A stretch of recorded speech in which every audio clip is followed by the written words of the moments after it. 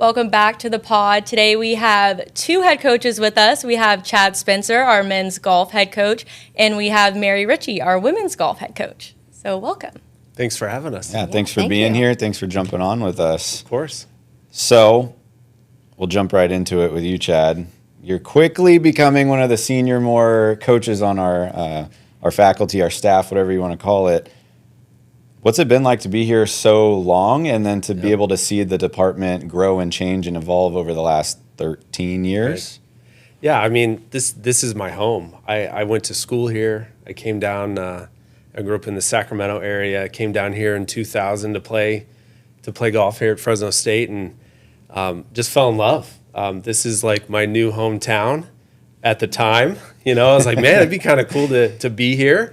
But when I got into coaching, you know, it took me from Fresno, so I started at the University of Nevada, our nemesis up north a little bit. But, you know, when got the opportunity to come back and coach after Coach Watney, it was a dream come true.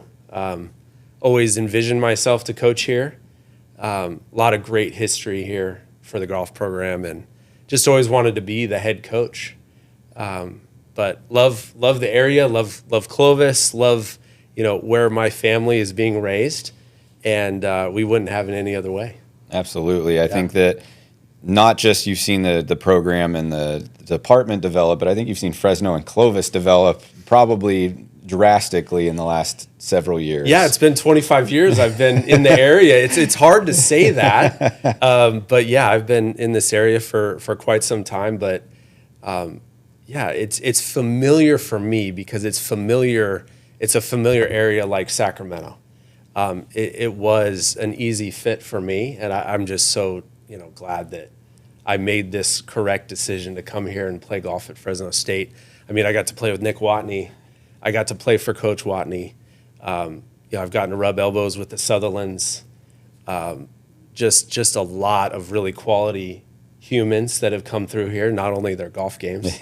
We want to create that legacy as well. We want to make sure that they're graduating. We want to make sure they're a part of the community. And I think we've done that pretty well since Coach has retired and keeping that legacy going. Absolutely, yeah. All right, Mary, year one, what are you most excited for, and how has Chad helped you get acclimated here at Fresno State? Well, there's just so much to be excited about, and Chad, to have him as a partner who has really helped make this transition easier for me, it's been really fantastic, and I'm excited about so much. I don't even know where to start. I mean, first of all, this community is incredible, and the support around our program is just something I have never experienced before. I mean, I get daily emails from people I've never met before, whether they're alums coming out of the woodworks or whether they're just community members who've heard about some of my vision for the program. And so it's just, every day is exciting. And I couldn't be more grateful to be here. And Chad has been wonderful. I mean, we've known each other for about 11 years.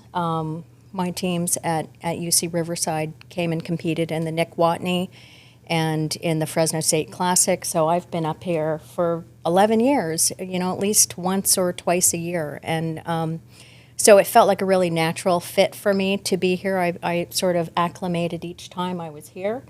And I've got these interesting Fresno ties that you just really never know how dots are going to connect, but they've really connected for me here.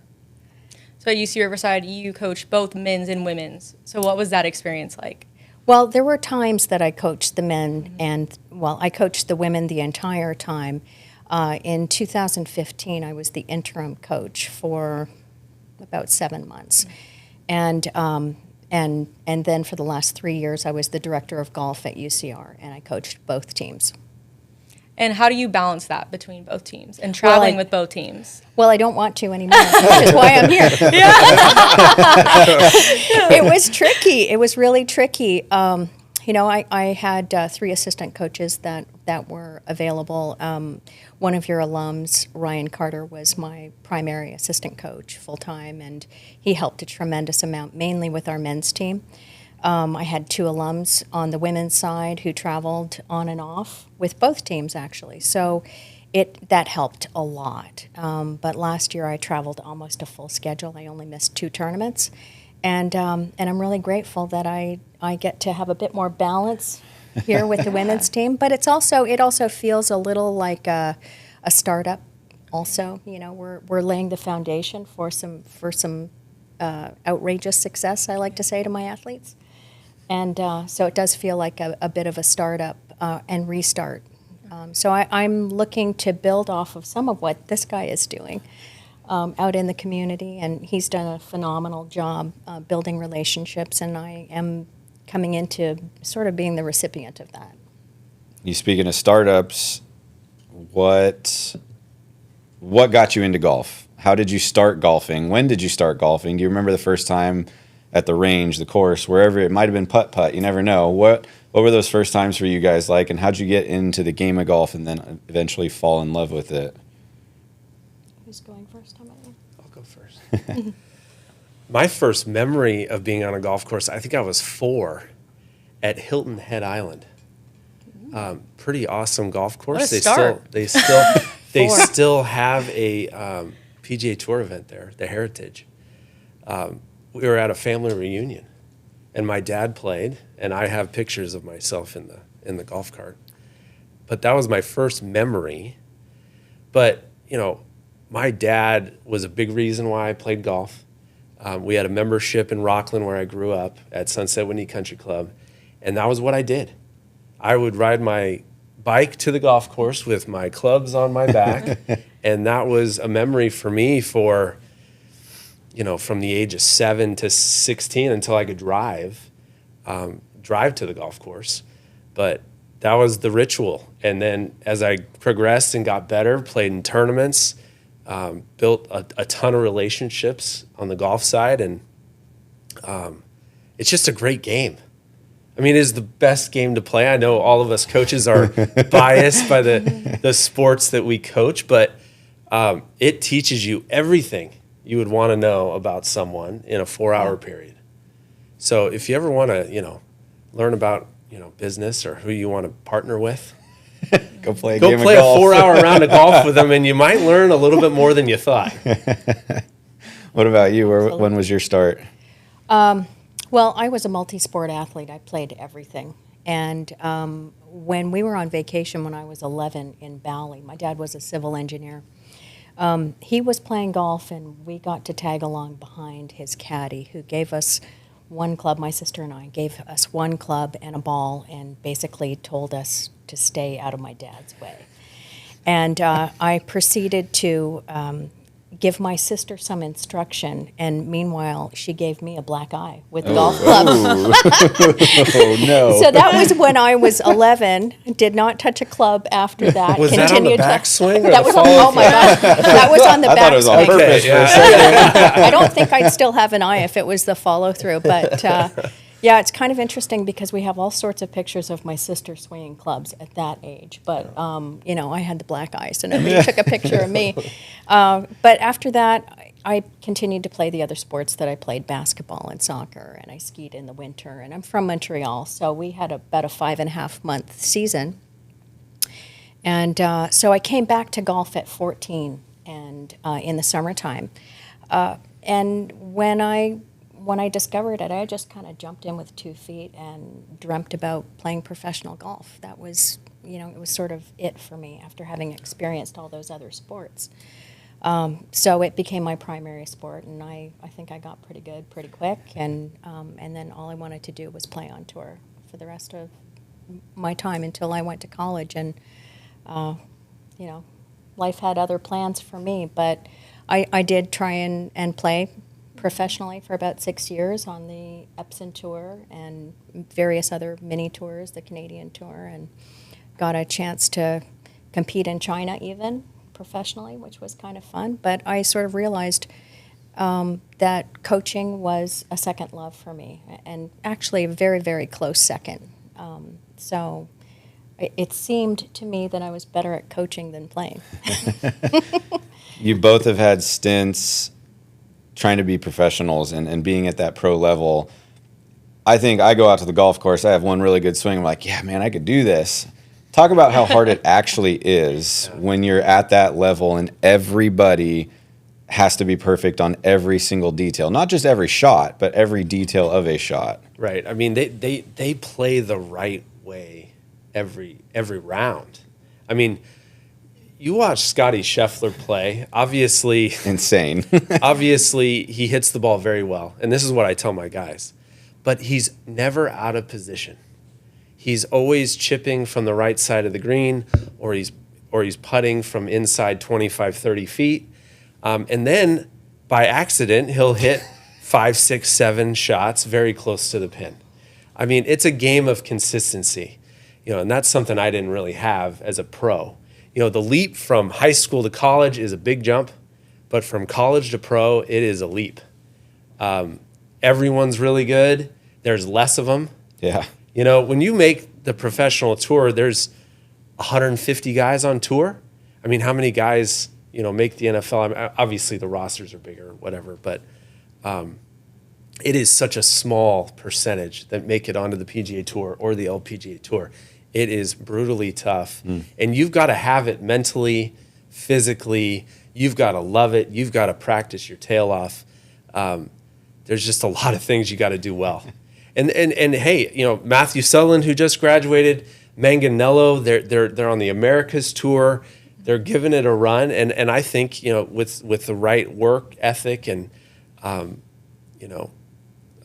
just having a good week here and there, they're going to make it eventually. But do you have the patience to do that and the backing and all those good things? It's like the little engine that could, right? Yeah, it's like no doubt. You just got to keep at going, and you'll never see the top until you hopefully reach the top. Correct.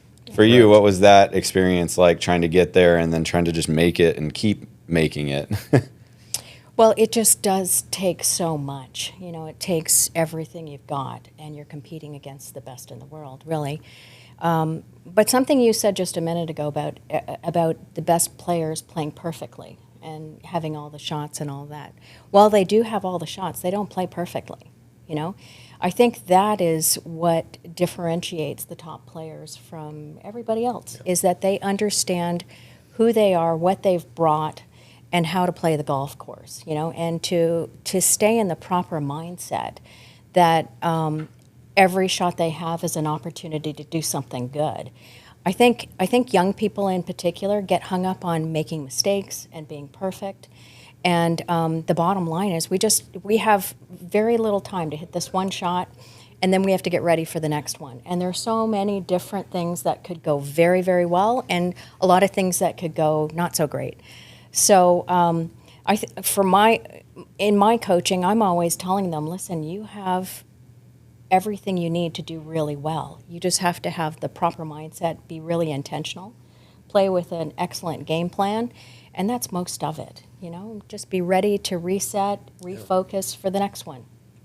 Something I want to talk about before we get into both of your teams is how mentally strong the players have to be in college golf, because the days are so long. I think people don't realize that you play 2 rounds in one day. You play from sun up to sundown. You don't get lunch breaks. You have to just eat your food on your way to the next hole. Yeah. You don't get carts. You're taking your bags around. If you have a bad first round, well, good thing you get to play one right after, right? So kind of talk about that, how much golf they're really playing, and when you're 18 to 22 years old, and how strong you have to be mentally. Whoever wants to start. Yeah, I don't want them to focus for 10 hours. Yeah. They can't. Mm-hmm. I can't. That's not possible. So what we try and do is just break it up into 30-second or 60-second blocks before you're going to execute a shot. We want to make sure you have the right routine, the right game plan. If you can stick to those things, it makes the game a little bit easier. If you try and speed things up or try and force things, that's when you get in trouble, especially in a 36-hole day. We want a good rhythm, a good walk on a 36-hole day, and that'll hopefully keep things positive, keep it light, so that you're not sitting there pressing for 10 hours. That's really hard to do. Yeah, it's a mental grind for sure. I don't think people really realize what this sport is like. We play a practice. First of all, we travel A lot of times we're playing a practice round the day of or the very next day, and then the practice session. Then it's 36 holes, so we're arriving at the golf course at dark, and we're leaving at dark.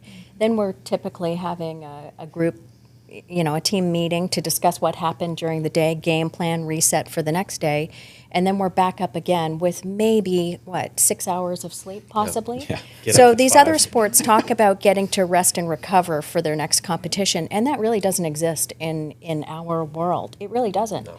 And then when we have multiple events with very little time in between, our athletes have to be just so focused and dedicated to their academics so that they are prepared to travel and not necessarily have to write a paper in the middle of 3 o'clock in the morning when you've got to play around at 7. So it's kind of tricky. And so what Chad said about not focusing for the entire time. I mean, it can be 10 or 12 hours out on the golf course. For the guys, it's like 12 hours. They're slow. They're very slow. The guys can be a little slow. Taking their time. That's right, getting it just right. But so the key is learning how to use that time wisely so that you kind of escape in between shots and go somewhere else, and maybe lighten it up with a little chatter with the team, with the group that you're playing with. Whatever you can do so that when you are ready to hit a shot, you're present and intentional with that. Diving into the teams, Chad, we'll start with you. You have a couple newcomers, including Vaughn, who Mary actually coached last year at UC Riverside. So tell us a little about your newcomers and your team. Yeah, Vaughn. We'll start with Vaughn. He played at UCR. He's coming in as a transfer. He's an athlete. He hits the ball really far. He's got a fantastic golf swing, got good touch. We're just looking for him, I think, to mature. We haven't started practice yet. So, I've seen Vaughn play, but not up in close and not in practice yet. So, I think he's going to be an excellent player for us. Zach Tarter is another portal player who came from UC Davis. He played number 1 for UC Davis a good portion of the year. So I think he's going to come in really ready to play. They're both going to be sophomores. So, we instantly got pretty young this season. And then 2 freshmen, Akira Ramsey from Folsom, and then Nash Arthurs from Phoenix. So I'm just excited to get started. I know we have a lot of potential. We use that word a lot in golf. But we need to work hard and see where that potential can take us. Same thing for you. You got a brand new team to you. You walked into a new setup for everything. Obviously, new job. But tell us about the new team, the girls that you have that are coming back, and then the people that you brought in joining you for their first year here. Well, firstly, I didn't bring anybody in. So it's a brand new team to me for sure. We have 3 returners who have performed solidly here. 2 of them have won individual championships and a team championship last year. And then we have 3 players who are internationals, 3 freshmen, 1 from Argentina, that's Sarah. We have Lara from Germany and Hyo Jun from Indonesia by way of Korea. And they actually returned on Friday, and we've had a chance to get to know each other a little bit as a team, which has been really fun. I think the team is gelling really nicely so far. How are we going to do as a team? I think everybody is just so enthusiastic about this year and this sort of reset, restart. Plus, we have a pretty competitive schedule that's pretty exciting, too. So it's just up. It's all up and very exciting, and so we can't wait to get started. You both host tournaments in the spring, but what are some fall tournaments that you're looking forward to? Mary, I'll start with you. Oh, okay. Well, we're going to New Mexico's tournament. That kicks off our season in Albuquerque, and you guys play in that one later on in the season. Yep. Then we're going to Seattle's tournament. Seattle and Washington host at Chambers Bay. And have you guys played that one? We have. Yeah, and our men's team won at Chambers Bay last year, so that's kind of exciting for us too. Then we go to, we stay up in the Pacific Northwest with just a brief jaunt back home for a few days, and we go right back up to Tacoma Country Club. Amazing event, an amazing venue there. And then we rounded off at Boulder Creek, which is where Vanessa won her tournament last year, shooting 15 under par. Yeah. And we added that one back in. That was not going to be on the calendar, but I thought, man, if we've played this well, we need to go back. So it's a great course, and so we're excited to finish the season there, the fall season. So we start up at Washington State on the Palouse there. They've got a great university course, kind of a fun, open, get a little bit of wind there. So I think it's a good place to start for us. Chris Betancourt won an AJGA there a few years ago in his junior days. Then we head to New Mexico about a week after that. We took one on the chin there last year. So I've already circled that one. The revenge tour. Absolutely. I just, we got out of our game plan. We didn't handle the rough very well. We didn't handle the elevation very well. So I'm really looking forward to performing a little bit better there.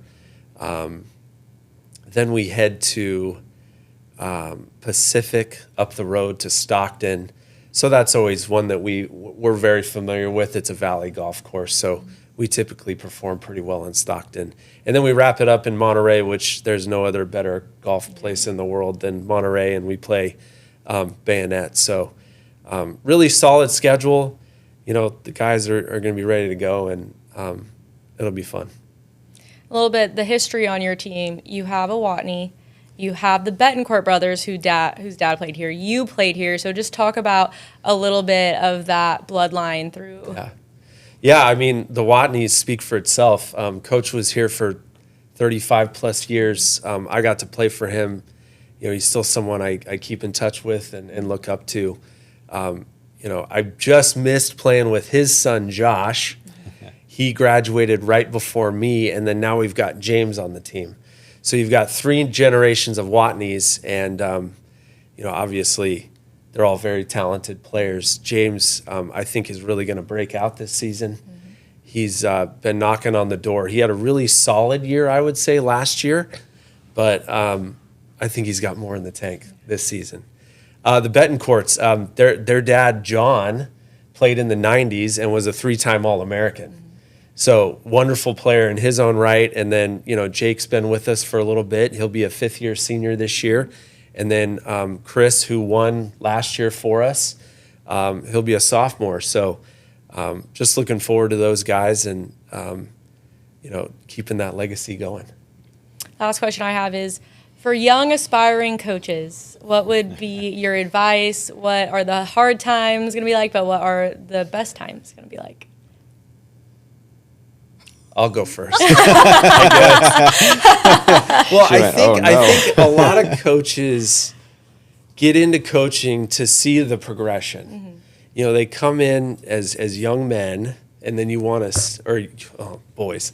They come in as boys, and then you want to see them leave as young men. Mm-hmm. I love seeing that progression because the maturity level is so different, and they have these aspirations of doing these certain things in their lives, whether it's golf related or not. You know, just the people that I've coached and move on. I mean, I know accountants, I know firemen, I know professional golfers. I mean, these are just the guys that I've coached, and I've been here 13 years.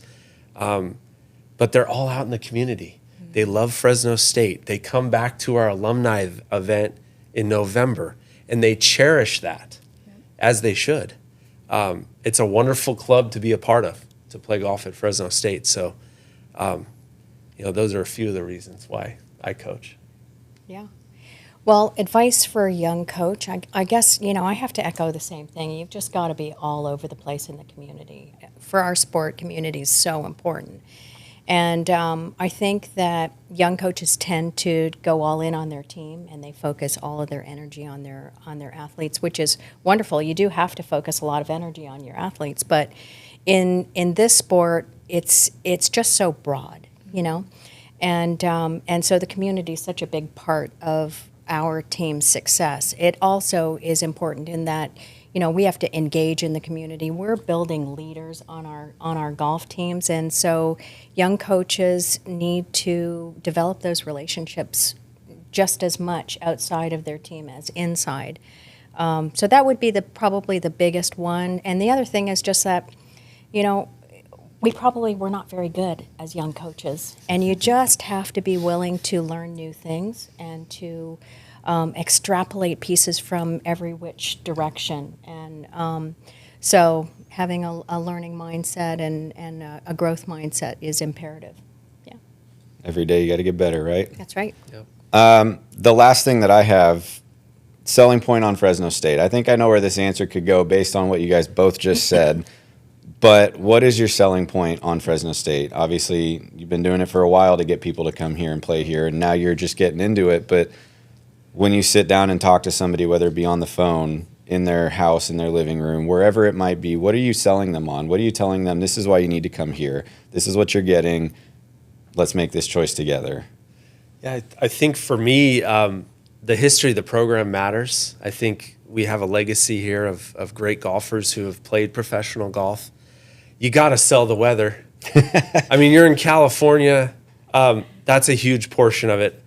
The community, we're going to beat that to death. Yeah, we but are. the community is wonderful. It is a hidden gem to come here and play, no matter what sport it is, to play. You're the only game in town. I mean, everyone wants to support the Bulldogs. And, we're trying our best to take advantage of that, for sure. But I think what's also a little bit overlooked is the school. I mean, Fresno State is a great school. We produce a lot of business majors, and that is one of the best business schools in the state. So we try and sell that as well. So I think those four things, and that's all we talk about, to get them to come here. And they still come, and it's great. Yeah, 100%. I mean, I hate to say that I'm constantly echoing what Chad says, but yeah, I mean, for me personally, and I've experienced it recently coming here from an environment that I loved. I loved it at UC Riverside.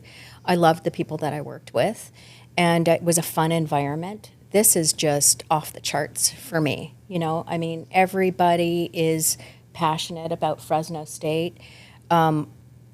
It's a big family, and that sounds really cliche, but it's palpable here. This place is super magnetic. And then on the golf side, to have so many facilities that are absolutely top-notch, that open their doors to our teams, open their arms to our teams, that feels amazing to a young person. And just getting them here on campus to experience a little bit of that, I think it's an easy sell. What do you think?